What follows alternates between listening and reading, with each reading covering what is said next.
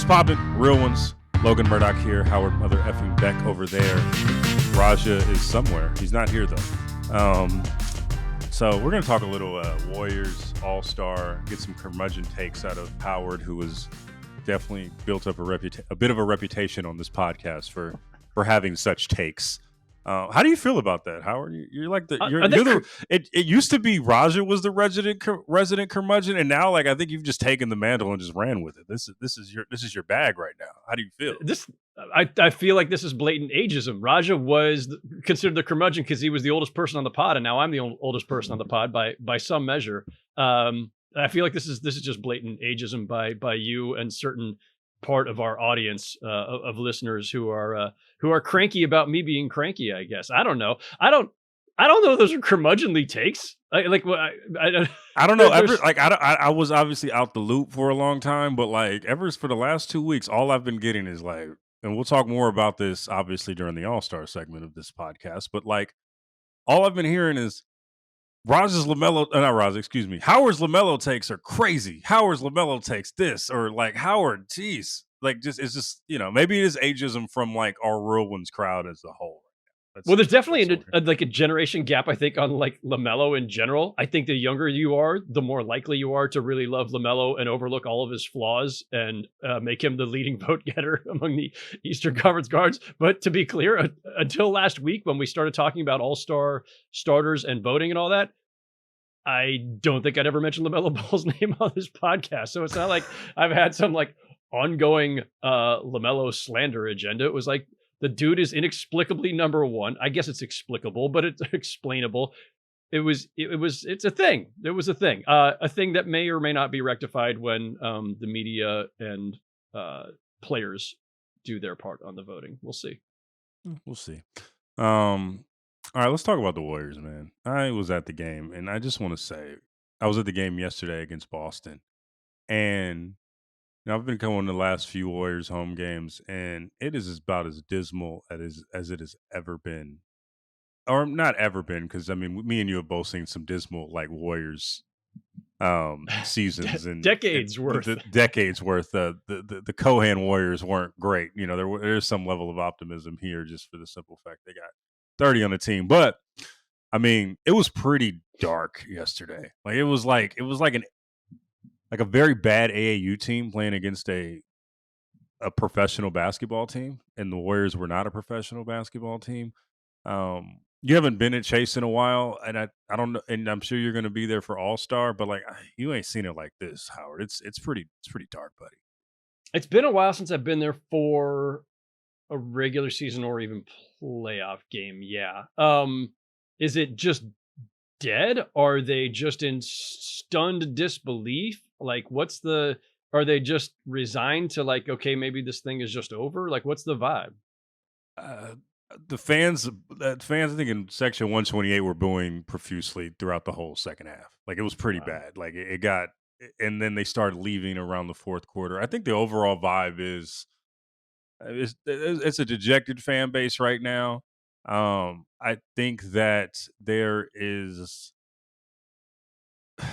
like a very fake optimism out of the Warriors front office and the Warriors players, if you hear their quotes, right, where they're saying, hey, there's some comparison to 2022. And by the way, this is not 2022 by any stretch of the imagination. If you were just even to go on vibes alone, this is like, I don't know, man. This must be like what Cliff feels like with the Sixers. I'm sorry to give you a stray, bro, but this must be like, it's not great. And then when you see it, it's just like, you're going to awake every time you see them play, and then the injuries haven't made it much better, right? And this was a fine team. Like I think their ceiling, even before the season, was like a 6 seed, and I think they're the 21st ranked offense with Steph Curry on the team.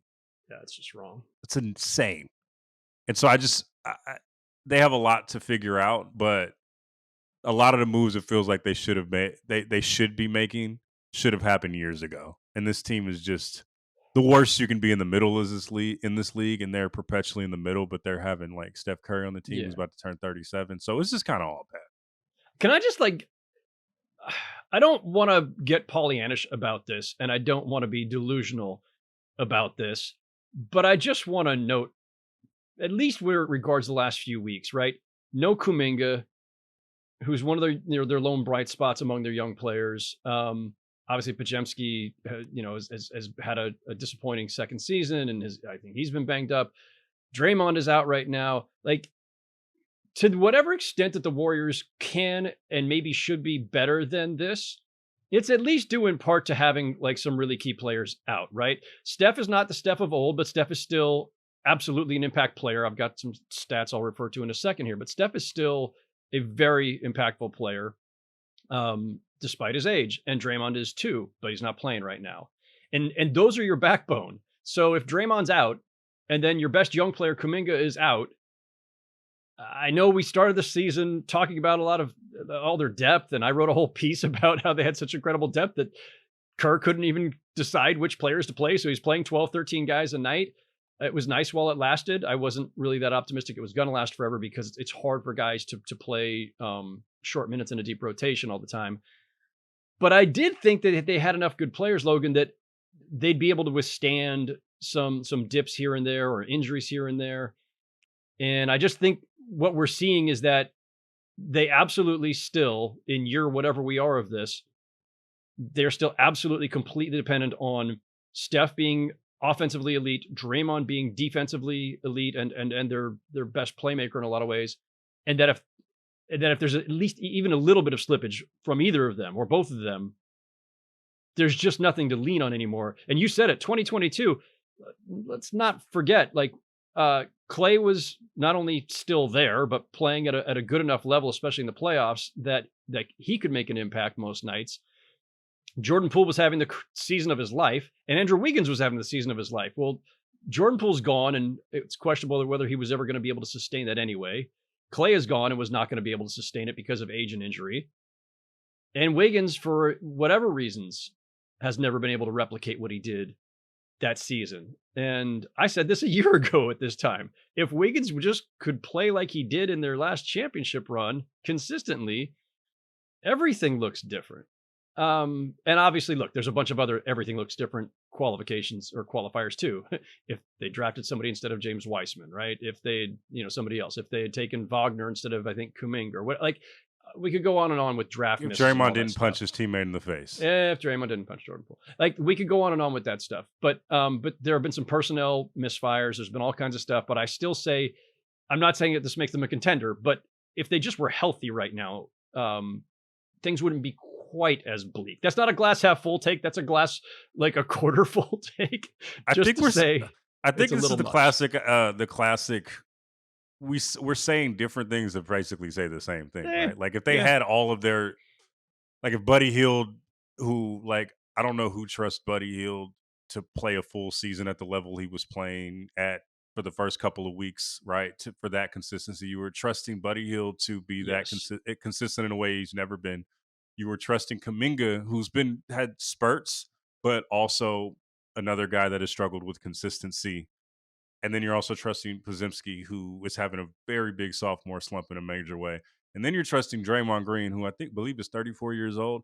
And if Draymond Green is your second best player on a team, I don't know if you're going that far, right? And no disrespect, but even at his best, he was about the third or fourth best guy on a given team with the Warriors, right? So you bring all of that together, and then we're not even talking about the chemistry issues that have happened or the front office missteps that have happened, whether you talk about Mike Dunleavy not necessarily getting the autonomy or knowing what it's like to not get the autonomy when you're the Warriors GM, when you have an owner like Joe Lacob, who's constantly meddling on every single deal, who is pushing you to sign Kuminga to a big deal when, the coaches keep telling you, hey, I don't know if he's that consistent. I don't know if he's that consistent.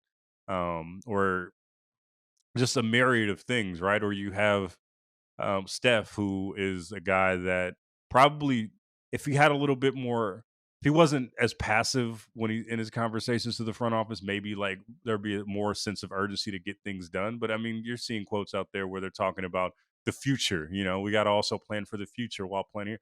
There's no future after Steph. You shouldn't think about like that with a guy like Steph, right? Like, he's one of the top 10 players and one of the ever arguably, and also one of the faces of his generation, bro. Like you're not gonna find somebody like that. So you put all that together, even if this team was good, like it wouldn't, they would still be somewhat in the middle.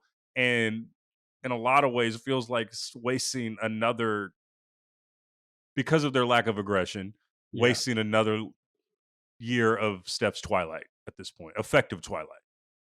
Yeah. I mean, you know where I am on this particular issue. Like I have been very consistent about this where it regards Steph, where it regards LeBron, anybody. If you've got a star of that caliber, not just one of the best of his era, but one of the best of all time.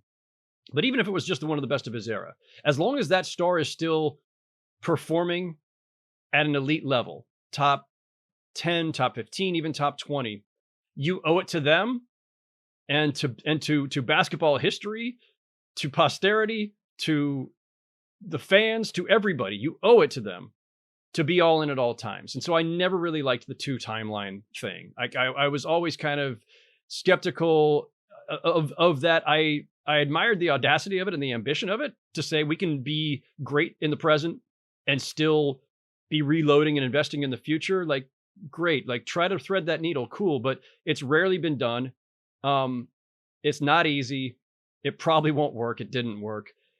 And if Steph and Draymond retire tomorrow, whatever the ceiling of Kuminga, Pajemski, Moody is, that's sorry. It's just you're still coming down a really far way. So it was never a great idea, the two timeline plan.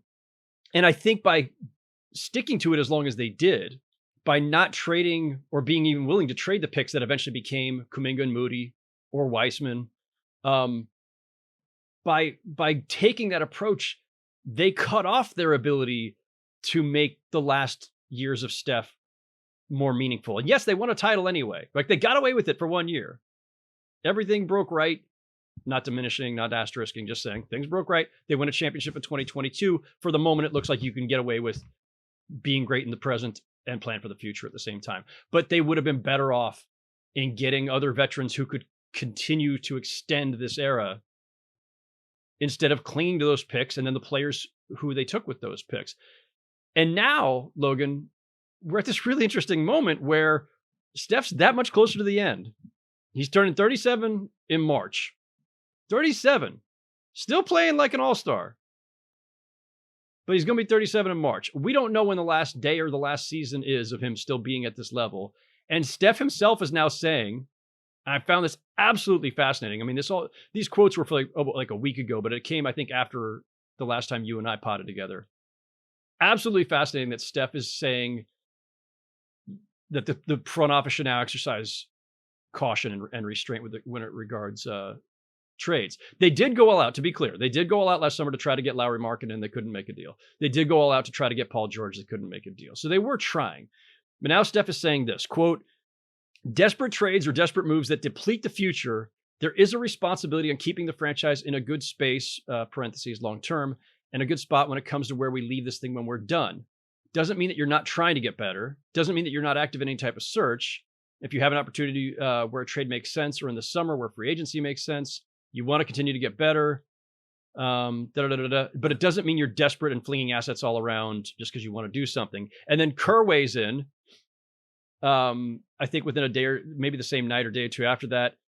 And he's saying, you have to mind what's coming ahead in the future. I probably won't be around, but I would tell you if this organization gave away the next 6 or 7 drafts for a wild swing, that would be the most irresponsible thing that they could do. And then Draymond tells our buddy Vinny Goodwill at Yahoo basically the same. Quote, the beautiful part about being in the space that we're in is Steve Kerr, Steph Curry, and myself all disagree with mortgaging off the future of this organization and saying that we're going for it right now.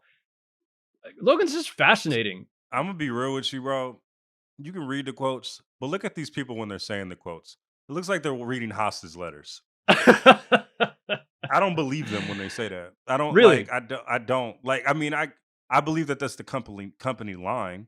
I also Yeah. don't. I also believe the reality of it is there's no one to trade for other than Giannis, and he's not going anywhere. So it's Yeah. cool. It's convenient to say that right now.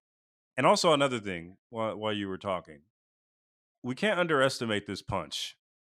like honestly, the punch that happened between Draymond and Jordan Poole catastrophically destroyed anything that they were building. Because if you think about it, going into that 2012, 2022, 2023 season, like there was a legitimate shot at repeating. Like there was, they had the same team. They were bringing a team back, and they had they got Dante DiVincenzo. They had a good offseason, right? And they were primed in doing that even after the punch. Like I remember the first game, they beat the Lakers handily that opening night, right? Like, and it even saw like, oh, this team has talent to could do something. But they were constantly having to manage and mitigate and try to um smooth out the relationship between Poole and Draymond, and that took so much out of the team in general. It basically killed any momentum that they had for the two timeline plan Mm. for um the even if you wanted to, like, even for the asset building, right? Because your two biggest assets, you couldn't really trade Draymond on a expiring deal because his value was shot and it's kind of still shot after he signed that extension.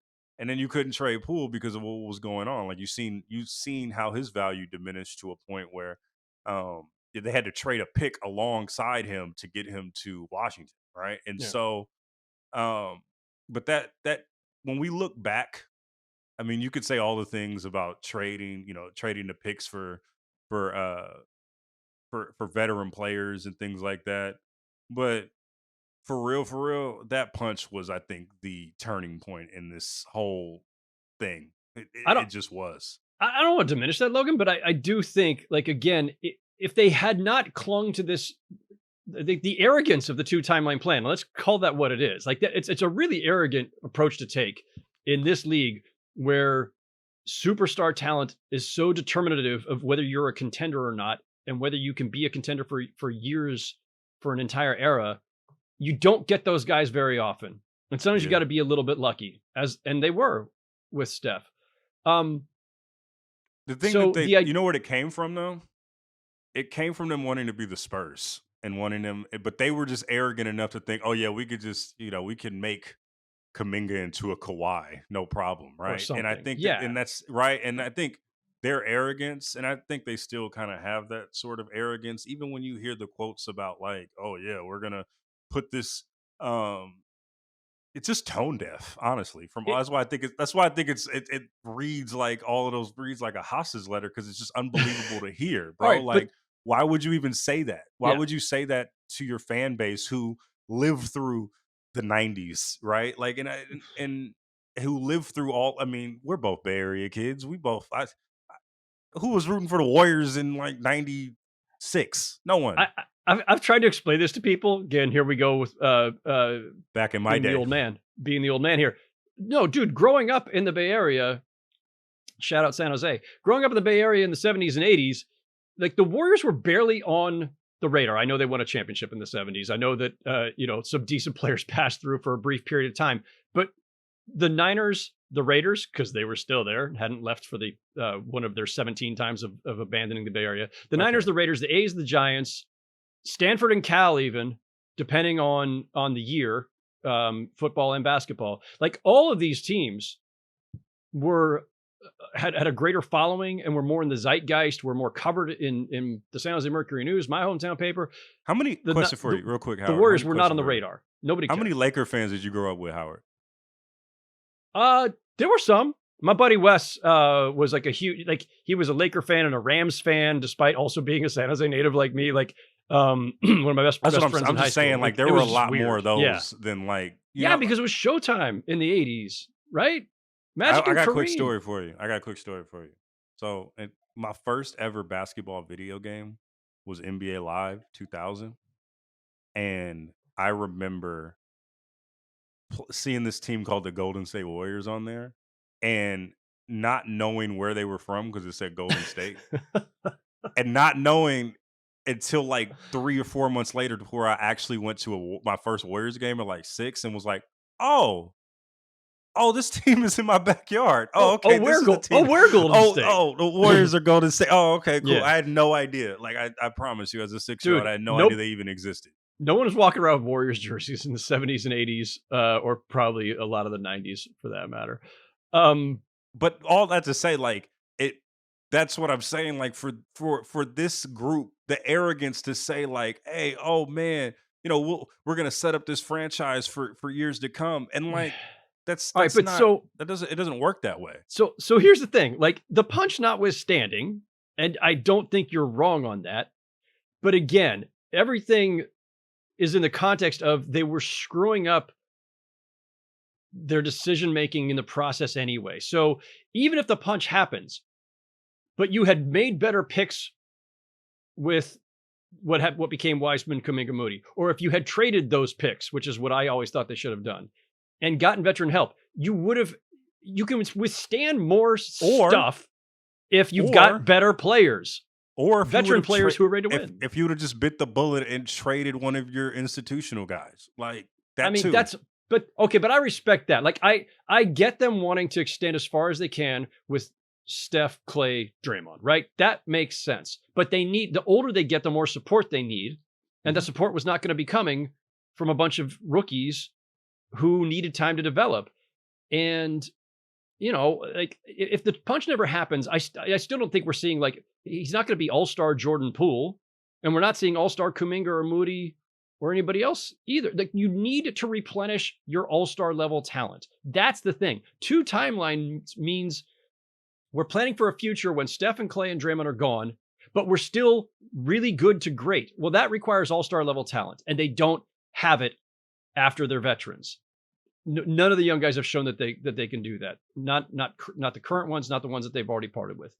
So, listen, I do think like Steph is like Tim Duncan in the sense that like he's always been this low maintenance superstar, right? He's not LeBron or Kobe or Shaq or other guys who have pressured their front office, make this move, make that move. So I get your hostage reading take.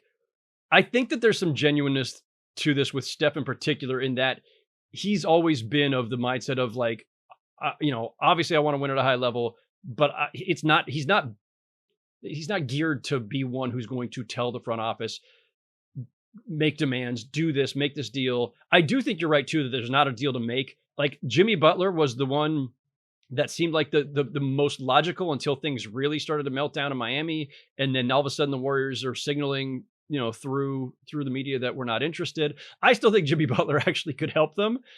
There's I risk push back. involved. I don't think he could. I don't think he I could. think he can. I do. I think that he will clash with that locker room, and also like Jimmy has to be an alpha wherever he is. He has to. And No, he doesn't. No, he doesn't. Can I just like stop you and say no? And I'll tell you why. okay, He's never been a high usage guy. One of the things that I've always loved about Jimmy as a player, all of his other nonsense notwithstanding, is that he doesn't need to dominate the ball. He doesn't have to have a 35 usage rate. He's not a Harden Westbrook type who's heliocentric. He's always actually been, he was great with Joel Embiid. He's alpha in that you need to do things the way Jimmy does them. You need to bring it every day. You need to play your ass off. You need to defend. You need to not be soft. But he's never needed to dominate an offense. He's actually the ideal 1A or one, or excuse me, ideal 1B or 2 to a 1 like Steph, because he doesn't need the ball in his hands all the time, but he can run the offense when needed. He knows he's not a great shooter, but he's going to create offense by getting to the line and just by forcing things here and there. I think he's a great complimentary star, especially at this stage of his career. He's 35 and he knows he's getting close to the horizon here.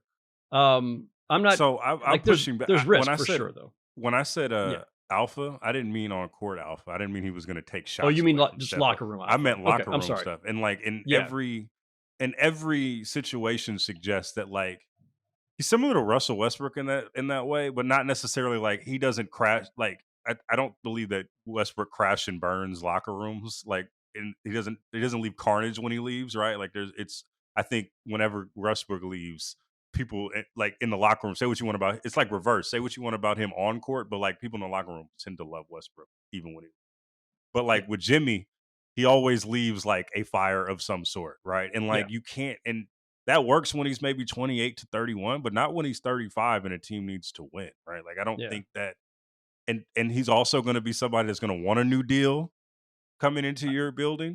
Like That's the problem. Yeah. that's what I'm saying. Like I'm not Yeah. talking about the on-court stuff. I'm talking about in the locker room and day to day. And then you do that mid-season. Like I don't think that that's necessarily a good idea for a guy like that for this team specifically. Now, I do think if Jimmy were to go anywhere, I would love for him to go to Phoenix for that. I think that that would actually help Phoenix. I think that Phoenix actually needs a fire under their ass. But like, I don't think that I don't think what you want to do with this Golden State locker room is put a guy like that who needs to be an alpha in the locker room and all things revolve around his orbit. Like I don't think that that's a Yeah. good idea. Yeah, I don't know how you're getting Jimmy to Phoenix. And I understand why the Warriors would be hesitant to maybe even opposed to acquiring him. But who else can you possibly get in the next, Yeah. whether it's the next few weeks, the next few months, before next season? Steph, again, 37 in March. He's got what? Maybe another season of this? 2 seasons of this at most. And when I say of this, I mean still playing at elite level. So there are 43 guys, which is astounding, by the way. 43 players right now are averaging at least 20 points a game. Of that 43, Steph is 13th in true shooting percentage. Not great by his standards in true shooting, but he's still elite. He's got a better true shooting percentage than LeBron, Kyrie, Anthony Davis, Jason Tatum, Anthony Edwards by a lot, which is why I While think Steph getting should be an all-star quintuple over him. teamed, like Well, no yeah, one is like with no no one second is options. no one is paying attention to anyone else His on the court. It's his like it's very ugly to watch the Warriors right now because it's get Steph the ball, yeah. but like the entire team, like all the whole Boston Celtics, we don't care about Santos, we don't care about such and such, we don't care about Dennis Yeah. Schroeder. It's fine, leave them Yeah. open. We're gonna go for 30. Like it's really an ugly offense to watch because there's And he's nobody else. There's no other option. yeah, and he's still got one of the best true shooting percentages in the league. Again, better than Booker, better than Luka, better than Donovan Mitchell. So that being the case, like I just don't want to watch that season go by and this impact of him go by without it meaning anything. But I don't know, like short of a Jimmy Butler, like can you get Cam Johnson? Seems like the Nets are holding out for a lot of picks for Cam Johnson. Is Cam Johnson enough? I think actually he'd be a really great fit, but is like, Jeremy Grant fit? Like I'm looking like, can you get a two-way guy who can shoot, who can do a little offensively, who can defend wings? if I'm the Warriors right now, and I know Brooklyn has interest in Kuminga, if I'm the Warriors right now, I'd trade Kuminga right now for Cam Johnson. It's a no-brainer. For sure. Just go ahead and do I it. agree. Why not?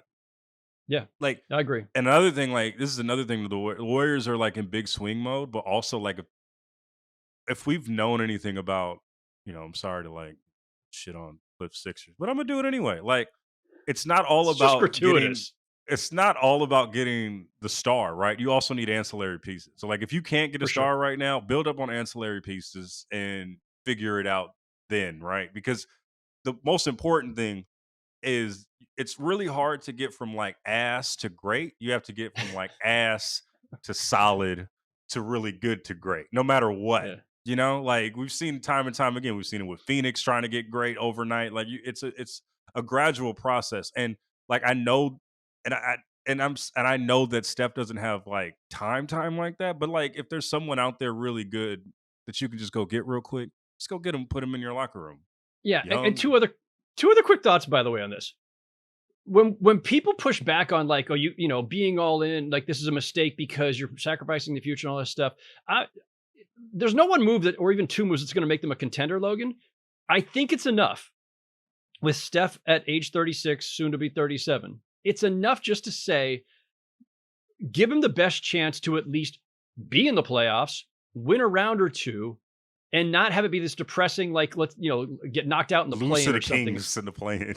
Yeah, like it's fine. Like you don't have to be contending to make the trade worthwhile. You don't have to. It doesn't have to be a home run trade. It's just about making these last couple of seasons as meaningful as possible. And if there's an outside chance at a title, great. But there's that. The second thing is like again, there's no future to sacrifice, because whatever you do with Kuminga, maybe he makes a couple all-star teams in the future. He was not going to anchor your team for 10 to 15 years the way that Steph did. Nobody that you have is there. Like, there's nobody on your roster who should be untouchable. And again, easy for me to say. It's hard to make trades in this league, especially now under this CBA with aprons and shit.